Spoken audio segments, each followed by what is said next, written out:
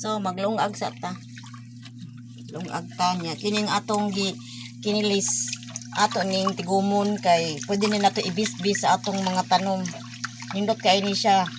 Way mga manap niya makapabunga pag yun og dali. Kung mag ibis-bis nimo ang imong kinilis. Gamit gyud kay ning kinilis no. Atong tigumon ang kinilis. Ay atong ibis-bis sa atong mga tanom.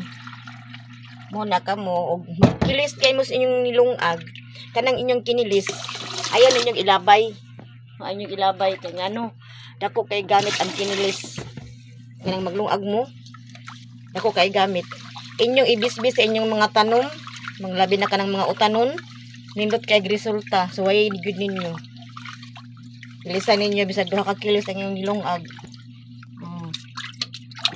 unya human ang kinilis inyong tigumon kaya inyo ibis-bis.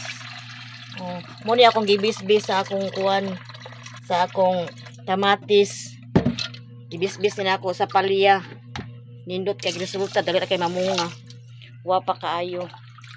Ang atong mga utanon, labi na og bisbisan ninyo kinilis.